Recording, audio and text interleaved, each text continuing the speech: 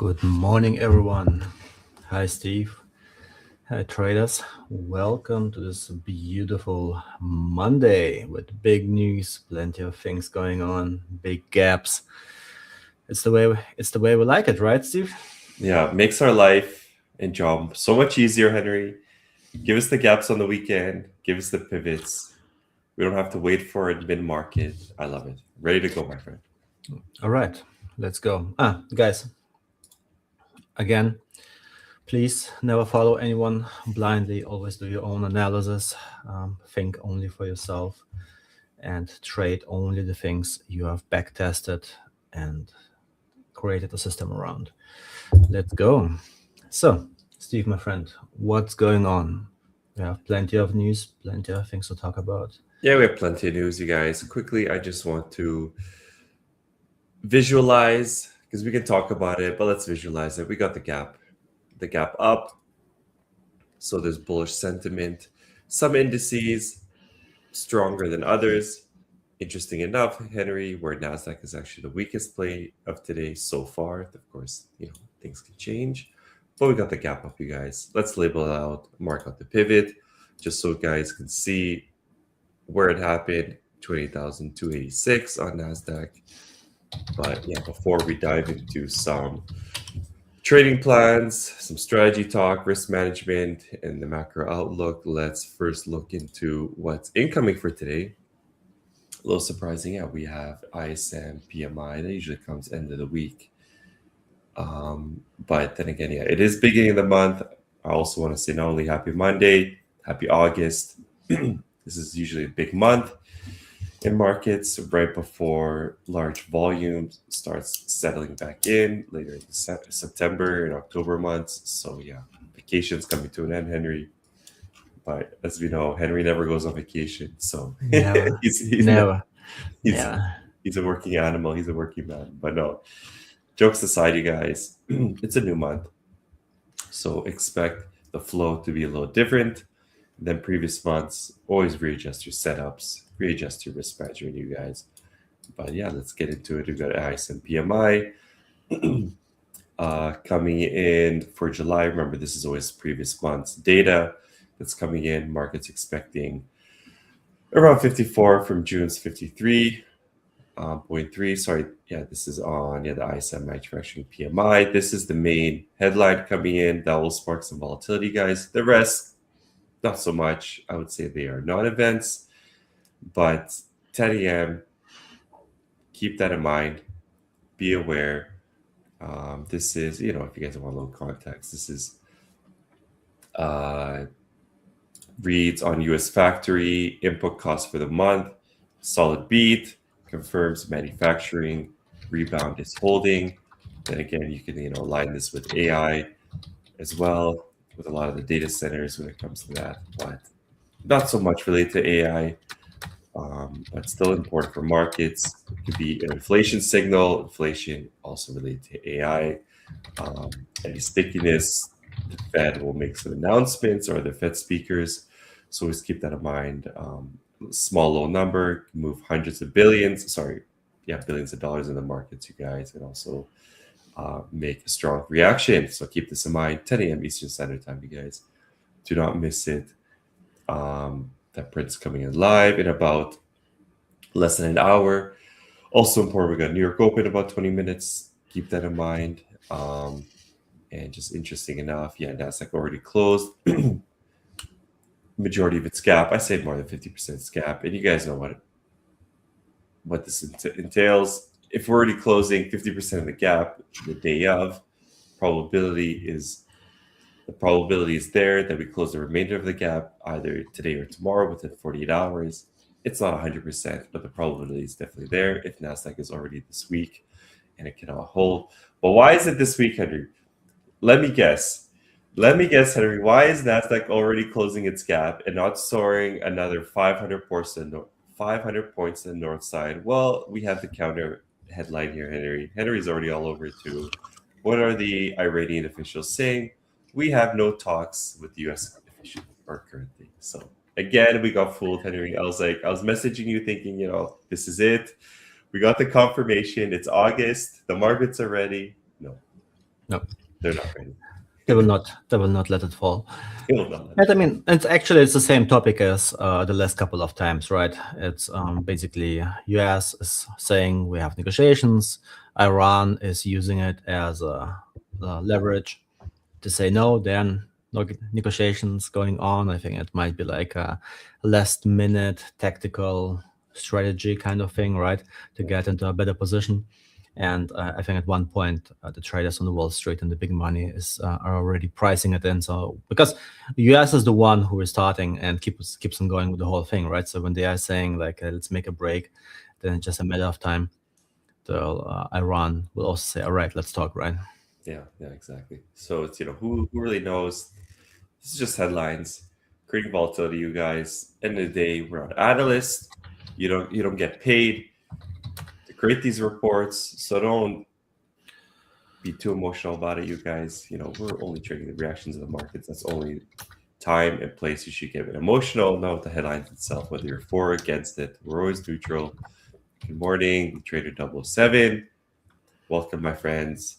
So yeah, just make sure you know what is happening in markets. Never get emotionally tied to it. Also, always set out your plan of where you're entering, where you're exiting, and where you're taking profits, you guys. This is highly important. Have your trading plan.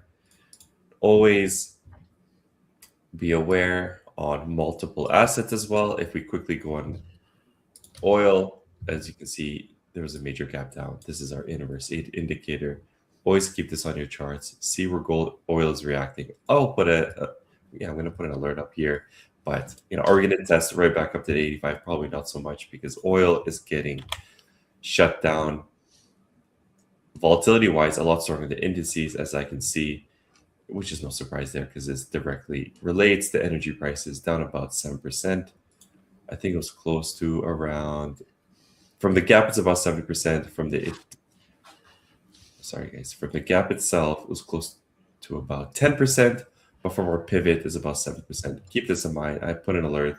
We'll look into the other indices later, but yeah, watch oil's reaction. Sustained drop always gives you a green light for risk on. Remember that.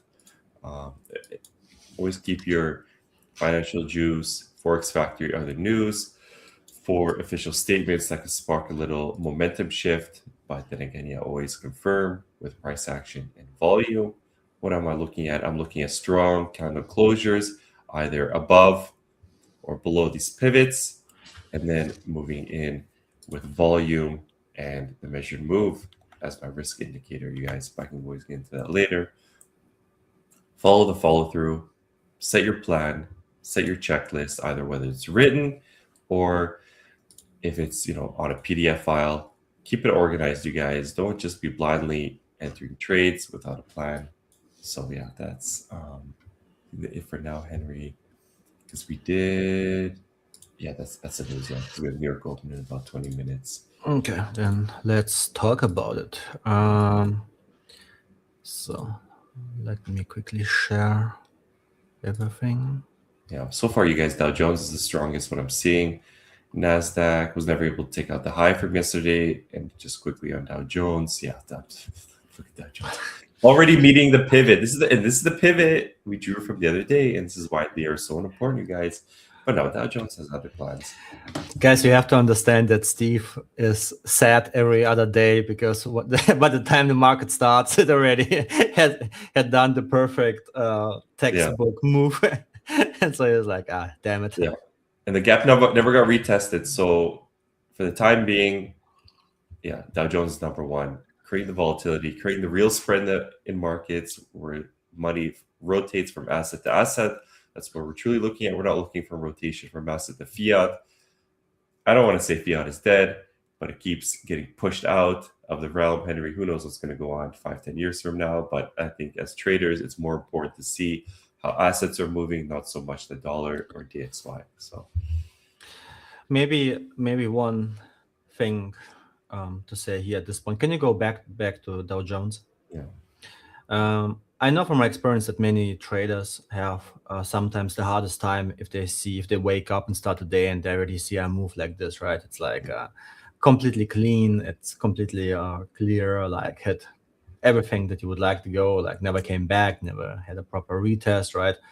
And those days are actually sometimes the most dangerous ones for the traders, because they are really thinking like, it's FOMO, it's sadness, it's anger.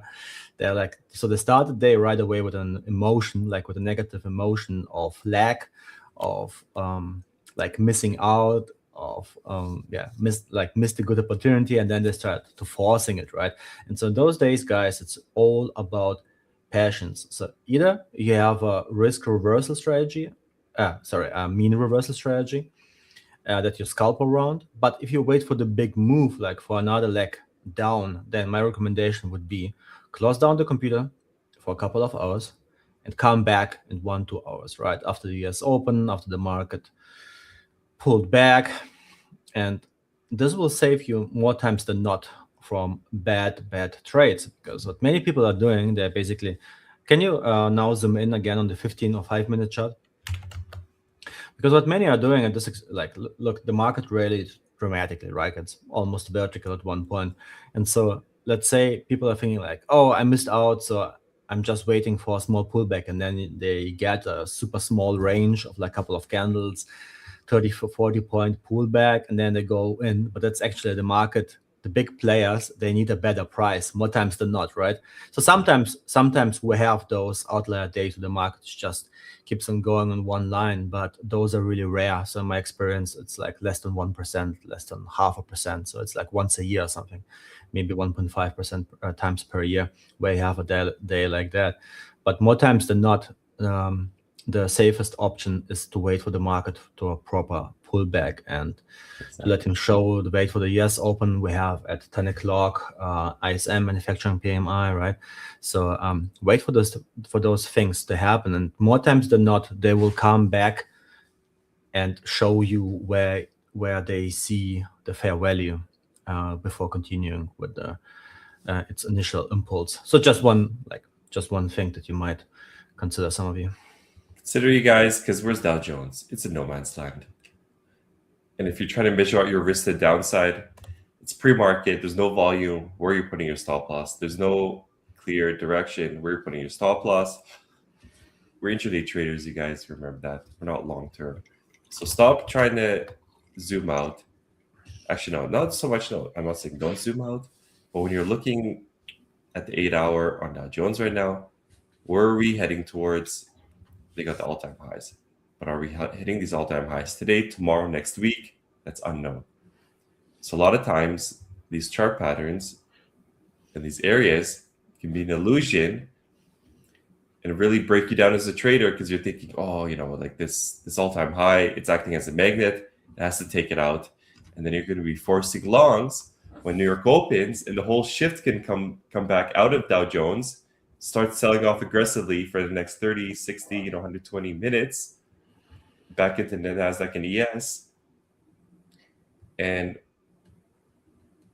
blow your confidence, blow your mindset, and most importantly, blow your prop accounts, you guys. So don't worry about the all-time highs. Worry about the intraday levels. Wait for New York to play out. Sure, like New York could play out and we just blow past it. Well, then take Dow Jones off the charts. Wait for it to come back into a range, because you guys, we are intraday. You should be only looking at intraday volume. Whatever happened yesterday and the previous week, don't worry about that as much, because that volume has already been absorbed in the market. Wait for the range to get played out. So, if it comes down, there's a pullback, and if you're watching areas of strong demand and strong supply, and price ends up, let's say 50 to 618%, then at least you have a plan where the top and where the bottom was. So it will give you a higher probability setup than trying to go for those home runs or those Hail Marys or those all-time highs or the gaps below. Because all these are just overreactions in the market. But you can also use these overreactions and create a plan for yourself. So never be trading blindly and thinking that Dow Jones has to take out the all-time highs. That will only be a play more on the luck side than the skill side, because sure, we could take it out. You can enter blindly right now, have a crazy negative risk reward, maybe down to the gap. You're like, you know what, Dow Jones should take this all-time highs before it takes the gap. But if you guys are thinking like that, then that's no different than a casino, because you're rolling the dice, and we don't roll the dice here, you guys. Wait for the range to play out, some demand and some supply on both ends. And if Dow Jones is not giving you that signal, then we could easily move into Nasdaq and see if Nasdaq is giving us a better play. Good. Thank you, Steve. Then let's shift towards the big picture view.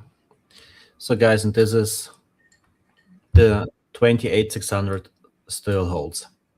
So I had this level on for, I need to go back to the videos. I think I had this level now like for a month. So and guys, you see it struggles, and it's yeah. I think my opinion is if we manage to break it, we will go higher. This will basically like the confirmation that the current resistance level will become the new support area, and then from there we might also see another push leg up, right? And one thing I want to say, it's on this Friday we have, let me quickly double check this week. Yeah, this Friday we have non-farm non-farm payrolls, right? NFP. So the market is watching them. The Wall Street is waiting for this number.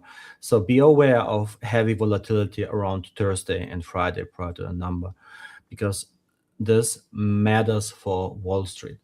If unemployment, if like the growth rate, or let's say the average hourly earnings, if they're running hot, or if overall the unemployment rate goes down, and traders think that the economy might be getting too hot, right? Then it might be another additional fact for the Fed to rather hike than to cut. So be aware of this hawkish signs from the walls, like from the report itself, right? And again, don't assume, just follow the price. Usually after the first 5 to 10 minutes, the market shows you its path. Like especially with NFPs, the first 5-10 minutes can be extremely choppy and volatile. So my recommendation is always sit it out, wait for the first leg to play out, like let the market get out of its zone and show it your path, and then you just look for your entries depending on your strategy. And yeah, okay, back to NQ. If we go above, I mean, we already see it here. Recommendation: if we go higher, come down, it's bearish. If we're struggling here for a while, then news dependent, right? News dependent in which way it go. But this is actually then might be dangerous, because there's like it's building the range here right in the middle of a bigger range, so to say, and then it can be choppy, like extensions to the upside or downside. So be aware of these scenarios. For the time being, as Steve already had shown, ES bullish. So for me personally, if I would trade, no recommendation here, guys, but from the big picture view, we talked about it Friday, right? Actually, when we are streamed on Friday, I think ES have been sitting actually right around this orange zone, and then closed the day strong, and basically pulled in into its previous bullish chart pattern. So now with the gap being created here, it's actually, for me, provides additional confirmation to the bull side. So if I would need to trade NQ today, I would look at it as follows. Wait, let me share this. So I would basically think, all right, if ES is bullish and Q is still struggling with this resistance level, Steve has shown us that Dow Jones is super bullish. Actually, I would even assume it's already like starting to squeeze here. It's already like front running a possible short squeeze at this point. Yeah, and it's been like that for a few weeks, which is very interesting. How the rotation happening in Dow Jones a lot stronger, and it's no surprise because Henry brings up the Cosby Index, the AI, the data centers, and that big. You could say I wouldn't say like it's a it was a huge hedge fund, but still it was in the billions of dollars. Of the German guy we were talking about the other week, where he was super bullish onto one side with AI. He got squeezed out, bought it by Citadel. And yeah, anyways, there's a whole reason for it. And it makes sense why Dow Jones is not as affected as Nasdaq. Yeah, and I mean, he was not the only one, right? Yeah. So he's just like probably been the most prominent ones who got all the attention. So yeah, all right, guys. So we have one bullish pattern on S&P, Dow Jones super bullish.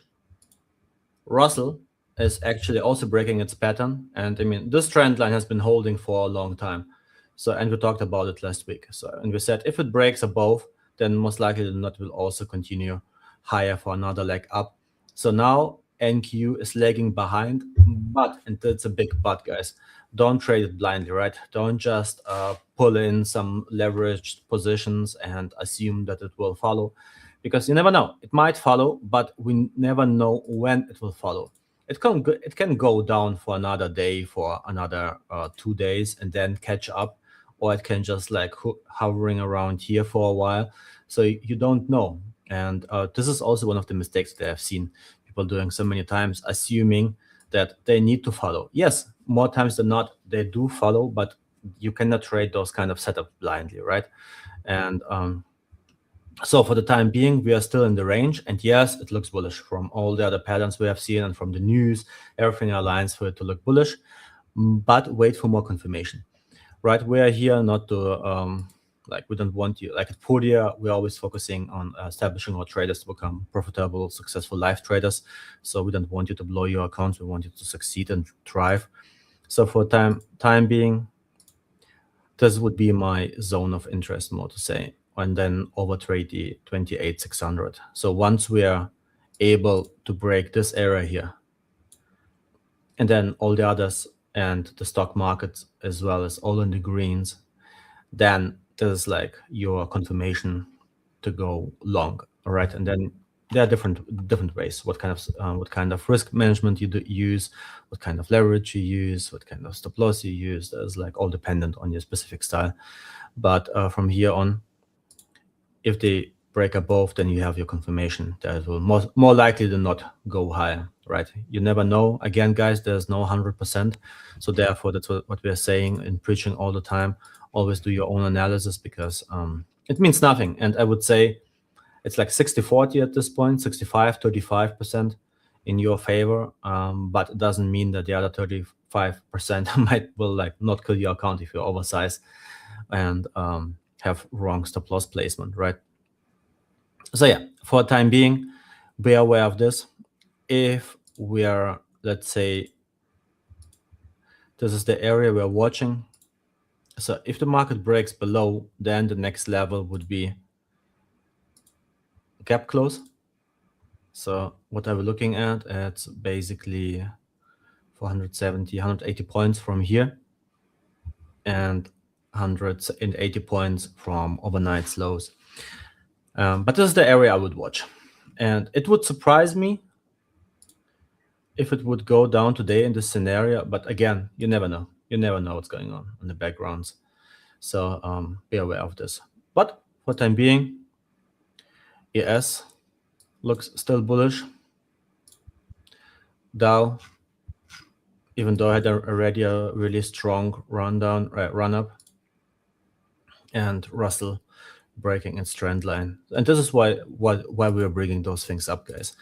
If you line them all up together next to each other, you will get more and more the odds on your side, and this will long-term help you increase and become more profitable.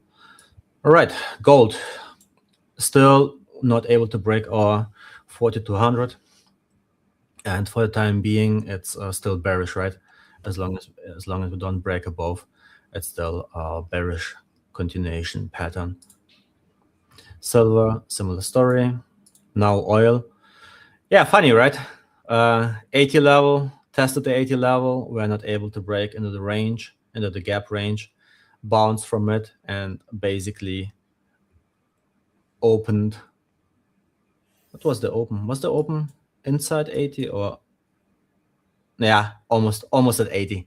So basically at the prior support resistance area. And this is how the market moves, guys.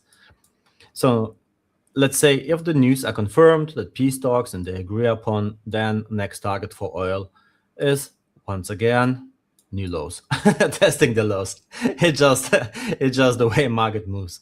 And you could argue, yeah, Henry, but there's gonna be a shortage of supply over the next couple of months or next year.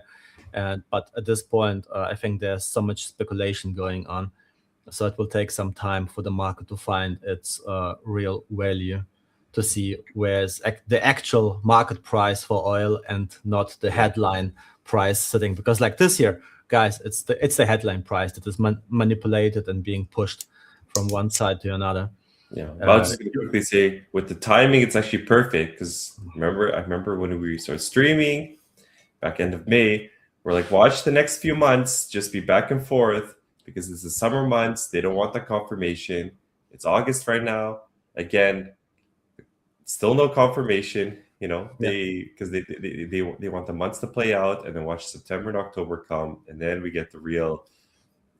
Either oil goes to 150, 160, or then we finally get back down to fair value, down to the 60s on oil. So yeah, but the question for me personally, the question remains, and I'm like in this scenario, I'm trying to see both sides. I'm trying to see the long and also the short side, right? But I'm like short side for me personally is really hard to see if the like governments will not subsidize it and massively subsidize it, because there's such a high demand and short supply of oil, because like everyone drained its all reserves and all, like, so they need to be refilled, right? Everyone and they put the tariffs on Russia. Russia's been blockaded as well because they were a big supplier to the world, so maybe new deals will happen there. But yeah, I don't know. But again, right, guys, and this is what we are talking about all the time. You can have your personal opinion, but you should never trade your personal opinion. So therefore, it's basically think about those things on the weekend and just shake your head if you want to. But once you sit here and you see things like this, you're like, all right, what am I seeing? All right, I'm seeing if the market goes up, next target gap close. This is like the bullish scenario. If the market goes down, then obviously retest of these lows and then all the way down, right? And this is how I need to play it, guys. It doesn't matter what you think. It's basically just seeing, if you see a headline in Financial News, Forex Factory, Bloomberg, whatever you're watching and listening to news, any kind of other news platform, and you see, all right, another major escalation attacks and things like this, and all just keeps on spiking and goes up again dramatically, and stocks are going down, then you know, all right, it goes to the bull side. And this is what we are trying to teach you here, to be prepared, right? To have a game plan, to see the market from both sides, right? What can a bullish scenario look like, and how can a bearish scenario look like? Yeah, we're getting open in about 10 seconds, Henry. Yeah, volatility has kicked up on Nasdaq as well. Just kind of zoomed in intraday. But yeah, it's picking up, you guys. Nasdaq reaching towards its gap area. Yeah, it's starting to hit it again. So yeah, the probability for us to close the entire gap, at least on Nasdaq and ES, is much higher than Dow Jones. As you guys saw on Dow Jones, we're just swinging higher towards all-time highs. So just keep that in mind.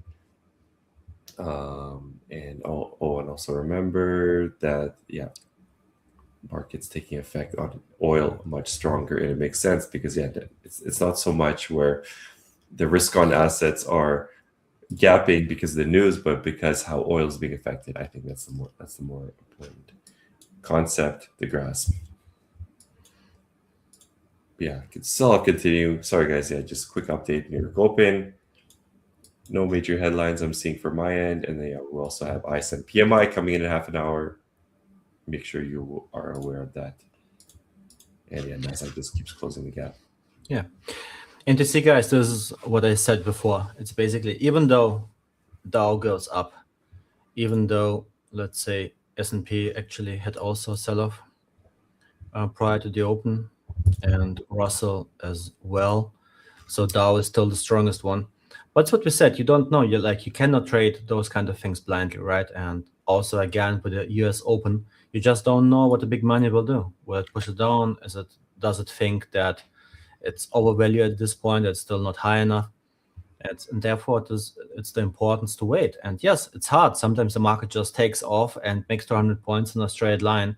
But also think that more times than not, it just goes against you. And if you don't have a stop in place, even if you have a stop in place and liquidity is low and volatility is super high, it will like most likely stop you out with twice the with stop loss you have. So you have like, I don't know, 10 points, 15 points during US Open on NQ. It will easily gives you twice the slippage. So therefore, we are saying like, hey, either reduce, if you need to trade, reduce your size. And yeah, actually one thing, maybe some promo here for Podia. Guys, with Podia, if you need to trade the US Open or any other news, it's you can do it. So it's allowed. We don't limit your we just hope that you have some proper risk management in place to protect yourself, but we're not limiting your ability and to trade those kind of things. So okay, let's dive back into a big. Yeah, and we're actually getting some news, Henry, and this is no surprise because yeah, we did see a little sell-off before New York Open. Total points was about actually 100 points. Right now, Nasdaq is pretty close to closing its gap. More sell-side pressure, close to 180 points. And why is that? Because we got some headline risk, you guys. So I was like the matchup, okay, is the sell-off making sense? Is there some impulse going on in markets? And yes, there is. With Lebanon news, Iran is rejecting the latest American offer to open the strait until the complete end of the war. So yeah, this is some news. So yeah, there you go. There you go, you guys. There's the sell-off news. Mark it out on your charts. It's always the same. It's always the same. I would like going into the day to day. I actually assumed that we would receive a kind of super bullish tweet on Truth Social from the president. So, but yeah, we got the opposite. And I mean, again, right? You see the market. Let's take a look at it. Let's see how the market digests it. It would not surprise me if the market is just like shrugs it off and is basically saying, yeah, right, let's the Iranis talk. But if the US wants to talk and wants a negotiation, then they will have no chance but to talk to them in order to get these things done, right? So it's might be like considered as a fluff, as a negotiation tactic. And it's all tactics, Henry. It's a game of chess. Yeah, but again, this is like what we are trying to teach the people watching here, right? Guys, it's not trading your personal opinion. It's really like if you see negative news, but then you see the market is coming all the way back up, then you don't know who's publishing those news. Was it really sad? Was it already old news that has been already out there for the professional on Reuters and on Bloomberg Terminal like 12 hours ago that has been already digested? But the opponent is now just being brought up to the retail market to get a sell-off for the pros to get a better entry price. And this is what people need to understand. And so is that all the news you see, you never know, has this been already digested from the big money, from the big hands, or is it still in play, right? Is it like something for the retail end? What it tells me now is that this news has no interest. So it's basically being sold off from the weekends, and the big money took the chance to get a better price here, almost 200 points, 150 points deeper to get a price entry. And retail is now like, oh no, continuation of the war. So they're selling into the strong hands who are buying. And then it would not surprise me if today, during the day, in the next 6-8 hours, we will get some additional news, negotiation started, or like vice president is on its way, or like some negotiations going on. And that's the hard thing about it, right? So, and you see, guys, that's a typical short squeeze candle here. That's a typical. This is how a short squeeze candle looks like. But Henry, it's 6 minutes in, you guys. I know most of you are getting antsy. You want to enter. Just relax. At least let the first 15 minutes play out. You know, because you guys got to remember, it's like a shaken bottle, where the carbonation the pressure wants to escape, and that's the first 15 minutes. The market doesn't even know which direction it wants to go. Okay, sure, maybe fill some gaps to the ups, to the top side, but so much volume is coming in at one point of the in the New York Open where your probability is decreasing as you're entering risk. Look, 15 minutes ago we talked like Dow Jones have been hovering around 53,300, and we have been talking like, hey guys, let it pass, don't rush into a small pullback, the bigger one will come. And look what happens. The open comes, pull back almost 200 points in a couple of minutes, and yeah, this is why patience is king, guys. It tests your patience, Henry. That's what the market, it truly tests your resilience. Yeah. And yes, it could have just shot up, it taken out all-time highs right away, but that's not your player, guys. You're not rolling the dice. It's too easy. Why are we rolling the dice? Come on, let's be professionals. Are you rolling your dice at your jobs, at your 9-to-5s? No, of course not. Look, short squeeze, and then yeah, so always the same, guys, always the same, more times than not. And this is how it's done. This is how big money is exchanging the hands from the weak one into the strong ones. And yeah, okay, let's continue. And I just want to say before, Steve, you called out the news. Look at VIX, plummeting. I mean, we talked about last week, right? Like they don't let the VIX rise. Just when they popped up. Look at that fake out too. I thought it was about to happen. I was going to make note of it, but because you brought that up, I have to sit back. I have to stay quiet, Henry.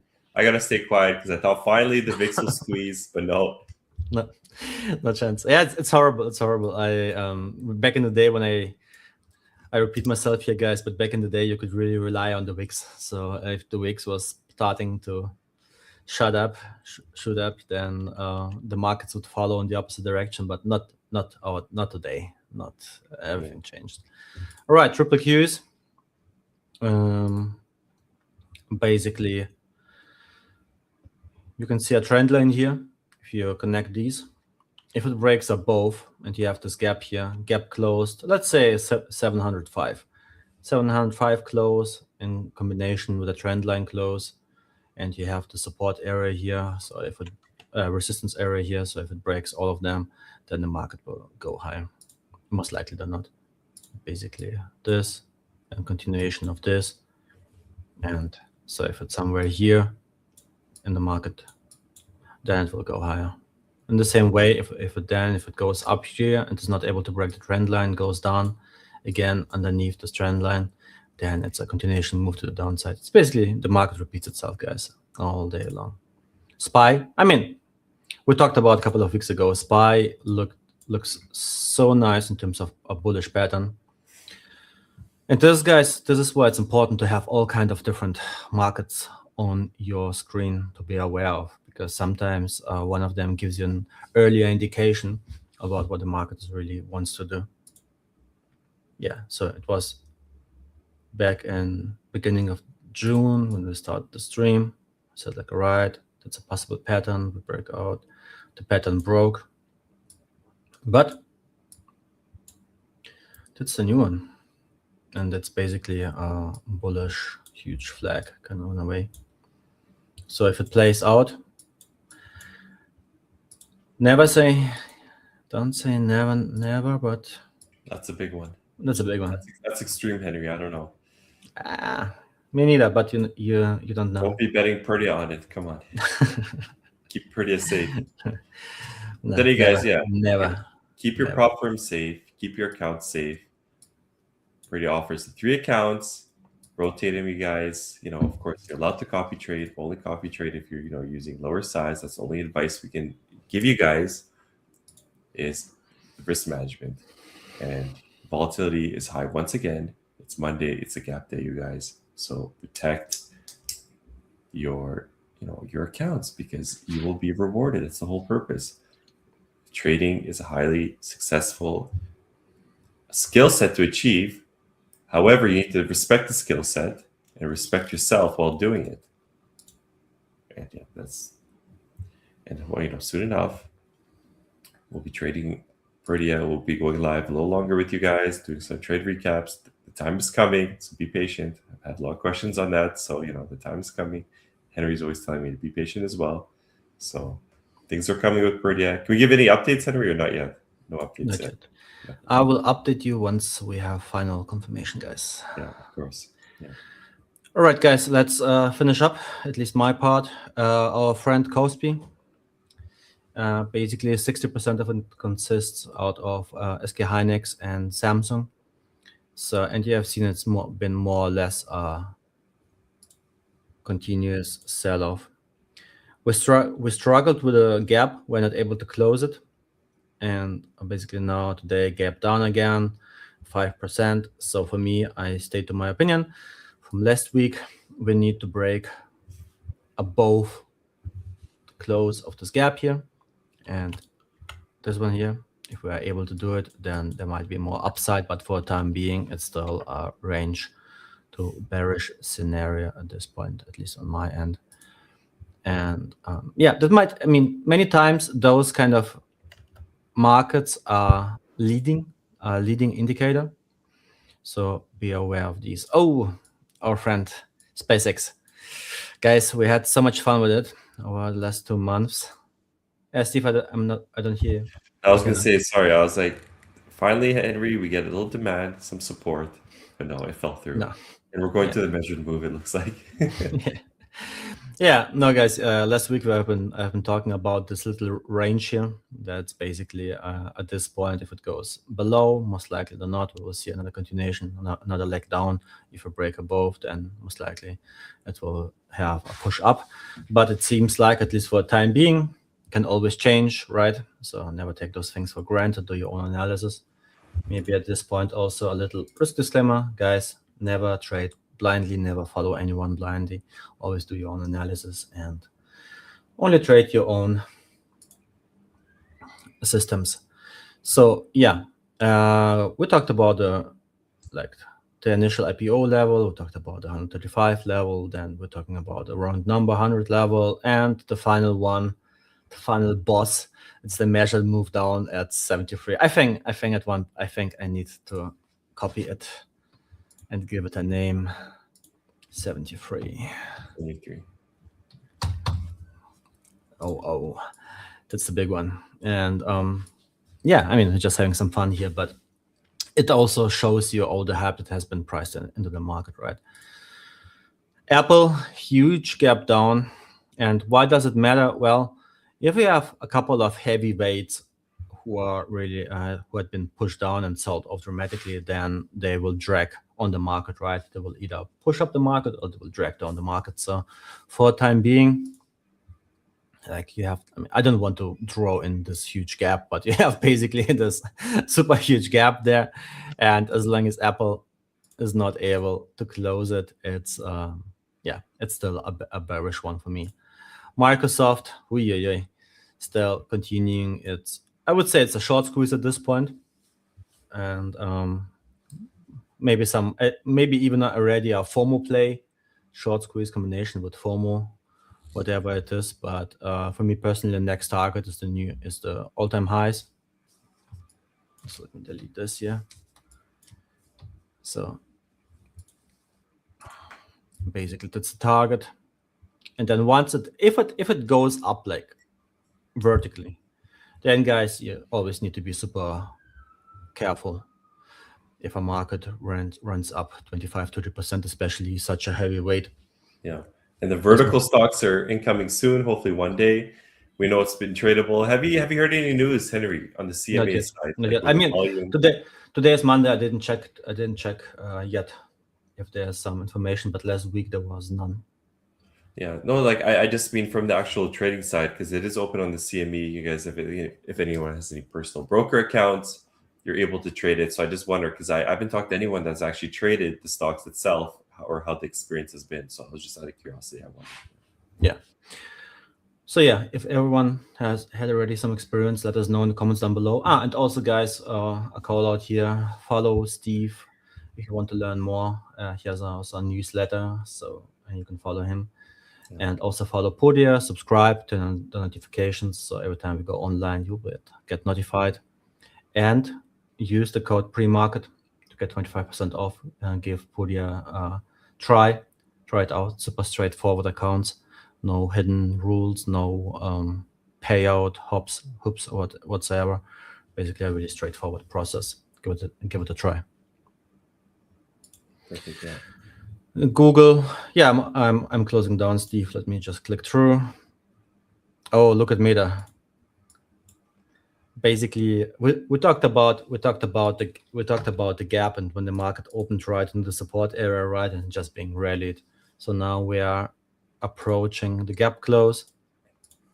And given how the market moves, it would not surprise me if we actually go to the next gap here and close this one. So I would say that's the next target if we are going higher. Amazon, actually, oh yeah, look, Amazon broke out of its, we have been also watching this channel for a while now. So Amazon breaking out of its channel, also super bullish. And guys, this is why we're looking at those things, right?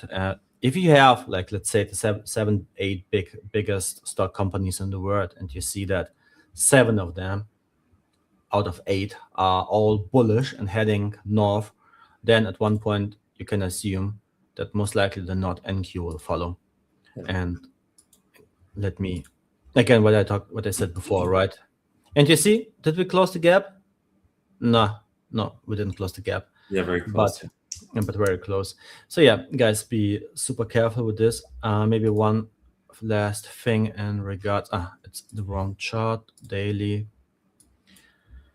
So yeah, now with the P stocks, the 2-year and the yields eased a little bit, so less inflationary risk trigger.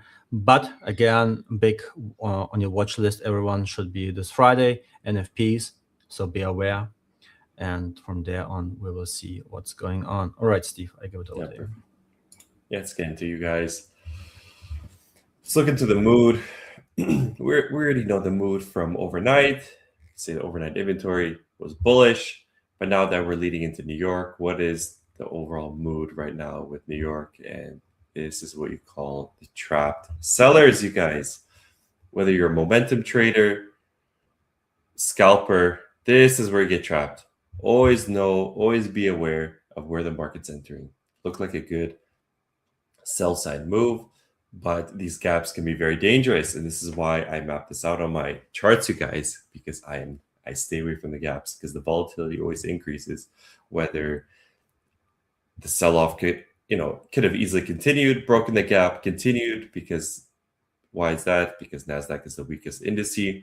And if Nasdaq is selling up to its gap, then you could also say it's going to relay that message to the other indices and drag them all down to close their gaps because they're not nearly as weak as Nasdaq. But no, markets have different plans. It was a clear fake out.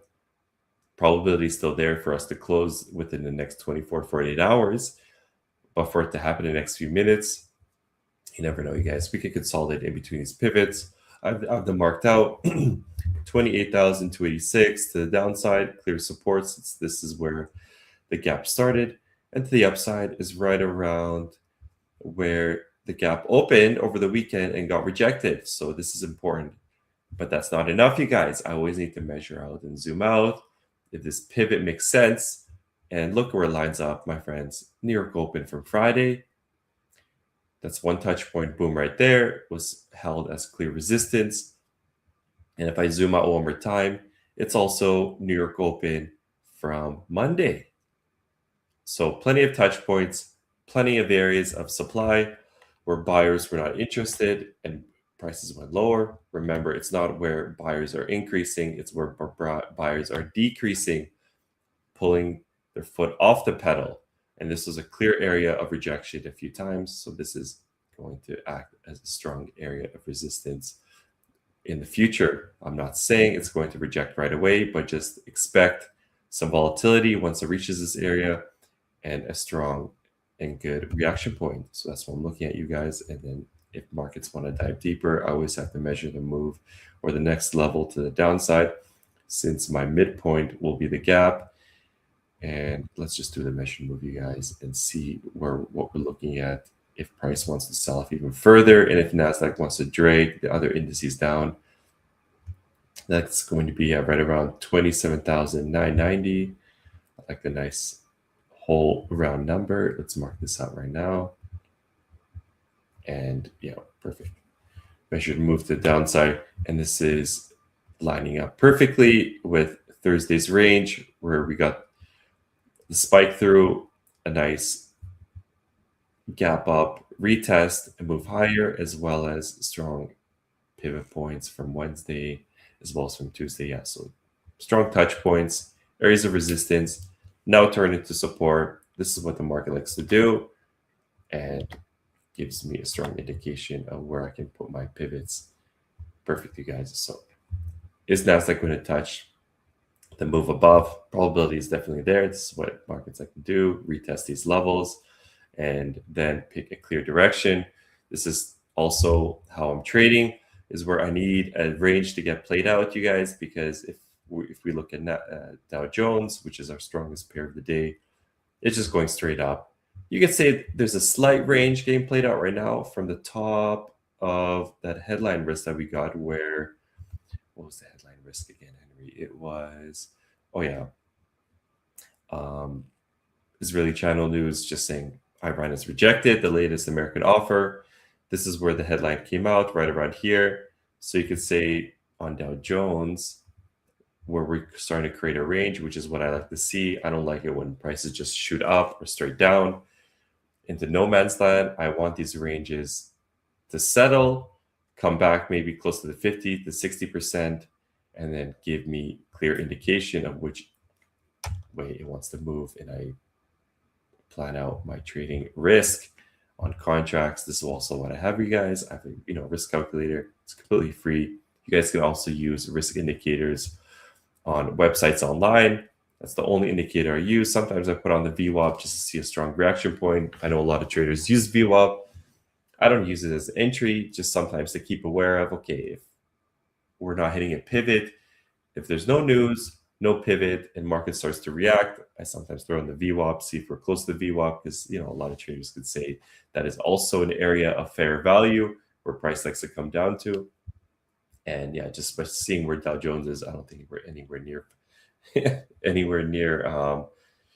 VWAP. So that's also why I don't keep it on my charts. If price moves so aggressively pre-market, then the actual volume is not it's not so I would say correct when looking at the VWAP. So maybe just put on the VWAP after New York opens. That's also an idea, because the volume pre-market doesn't really matter, so it doesn't give us the true fair value of where price wants to go. So yeah, that's the range right now in Dow Jones. I'm looking at, let's quickly look at ES, because I know ES is a little stronger. Oh yeah, barely tapped into the gap, you guys. Strong push to the upside. Let's just quickly look at our risk to the upside on S&P 500, see where we are lining up right now. I know a lot of traders are trading S&P. Doesn't move as aggressively as Nasdaq. So when you're playing around with your mindset and risk management, it could be a little easier to trade. So let's just mark out the pivot. Yeah, it looks like we are closing in to the upside around 7,600 on S&P 500. Pretty big gap. Close to 90. Yeah, about 350 points, you guys. Sorry, 92 points. This is S&P 500. 92 points. 90 points, close to 100 points. That's a strong move, close to 1.5%. And this is what we're looking at with indices right now. So if I'm looking for any ideas, you guys, it's still only going to be on Dow Jones and NQ. First, waiting the range to play out with an intraday. I only care about these time parameters because I'm an intraday trader. The volume is still fresh within this day. So that's all I'm looking at. Yes, when I'm mapping out my pivots, the longer term has to play out. But when I'm looking at volume and the range, it has to be intraday. So this is what I'm looking at right now with Nasdaq. And then Dow Jones, I'm just going to see if this range is still going to hold and make a decision. We have the hourly close in about 5 minutes, you guys. Remember also we have PMI coming out. Some volatility is set to hit the tape there. So keep that in mind. Always be aware. And on oil, yeah, I set my limit from above. But yeah, interesting, Henry, how oil is just not giving us anything right now in a very tight range. You can say this is a bearish flag. It could also be a reversal pattern. But are we going to meet the gap or even the pivot from above? Yeah, I didn't want to interrupt you before, but I just want to mention that the statement that came out like 15, 20 minutes ago that you have read about not having any negotiations whatsoever. If the market would actually care, then oil would spike up drastically. And it doesn't. So therefore, the stock market is also like, all right, if stock doesn't care, then if oil doesn't care, then we don't care either, right? So yeah, that's the game. Exactly. And like, because oil's not reacting, it's not an event. Well, then people might ask, well, then why are indices increasing their range, increasing their volatility? Because it's New York Open, you guys. The stock market plays out much more different than commodities and oil. And one thing that everyone should not forget, like first trading day today, Monday, right? On the new month. So inflows, actually, like all the ETFs, passive vehicles, and whatsoever, or also like CTAs and you name it. Everyone always readjusting, shifting, closing, opening, right? So, and this all comes together during the US Open. So therefore you have, especially in the NQ, where there's some, like, it's basically money flows all across the world, right? Yeah, exactly. A lot of things happening today. We're retesting the pivot that I drew out, 20,580. This is what markets like to do. Retest important areas. Not only one, but 2 New York Opens, large volume nodes from previous days. So yeah, I'm just sitting back, you guys. We're only about 28 minutes in, waiting for the range, some more structure to play out. When I'm entering a trade, I'm making sure that I know my target to the upside and the downside. Then I use the candlesticks and the strong closures of the candles as my measured move and my risk management. And that's it, you guys. It's not, but that's the whole key for trading. If you're not able to describe your setup in less than 30 seconds, then it's invalid. Don't overcomplicate it, but don't also simplify too much where it's, it's just buy or sell, gambling 50-50 on gaps or market highs or market lows, because remember, every market high or low has different value, whether it was a pre-market high or low or it was a New York high or low, especially when we're looking at indices, because we are looking at the US market, you guys. So always compare it to New York volume, not the Asian or the London volume, because this is the futures market. It's open 24/5. We also have stocks coming in play in the futures. Will be open 24/5. We will see if volume will be able to be held up, Henry, because that's a lot of volume that they got to pump into futures right now. But with fiat and all the money printing, I wouldn't be surprised if Citadel and Goldman and can pump a few extra shekels into there, because they got plenty. They got enough cash, you guys, and that's what they do. They're liquidity providers in the market. People think that they're betting big, long, or short. No. What's their end game? They're liquidity providers. They know the areas where they have to put into the dark pool in the options market and the stock market. They don't care whether it goes up or down. They're making money on the fees, the commissions, and the volatility, you guys. That's how they're making their income. Yeah, and I mean, if they don't over leverage, or actually 10 seconds till PMI, yeah. So let's wait. Let's see the initial reaction at least before we call it a day for today. So, and it's out. Market does it anything? Yeah, not much. Not much, right? Yeah, I mean, the big, obviously, like the number needs to be completely, okay, so it's a bullish number, 55.6, expected 54, so expansion. And I mean, the big story is obviously this trade, right? That's Middle East. That's a big story that everyone is watching for. And then the second most important one is going to be NFP and overall Fed decision together. So those are the three things people, or at least Wall Street, cares for now the most. And everything else need to be like completely out of line and something crazy. And then maybe it will. And my personal opinion would be it would be just a temporary short-term reaction and nothing long-standing, even if it's a crazy outlier. It's all about the narrative, right? If the market goes up, PMI comes in strong, like, all right, all good, let's push it up higher. So. Exactly. Yeah. So Wall Street will be happy. Stronger growth means easier cost pressures, and we all know with the cost pressure coming with AI right now, Henry. So it's temporarily, they'll be okay. They'll be happy with this. But I mean, I heard it already more and more over the last couple of weeks that they actually, the topic arises more and more that they're a little bit afraid if the economy runs too hard, that they might even actually like accelerate the path for a hawkish rate hike. So I don't think it matters here at this point for PMI because the overall team is so bullish. Yeah. But just saying, guys, that in future, if some numbers are coming in way too hard and the economy might seem like it's overheating, then that might be something to consider for. Like that might actually cause the Fed consider rather like another hike than a cut. So be aware of that. Right, Steve. Then let's call it a day. Yeah, good from my end. Ready to go, you guys. Structure's getting played out. Know your trading plan, know your trading setup. Never rush in.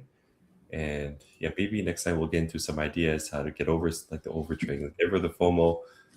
But yeah, you guys know the playbook. You guys know how to easily settle your minds, not rush into it. Just trade safe, rotate those accounts, protect your prop firms, and yeah, Perdia is always here to help. They've got the Discord, Henry and myself, or even the newsletter. Get in touch, you guys. Never be a fly on the wall. Always reach out when you need some help. Yeah. All right, guys, from my end, the same. Subscribe, give it a like, comment if you have questions. Otherwise, reach out to Steve or myself if you have any particular question or you want to talk about something. Give Podia a try. Code premarket to get 25% off.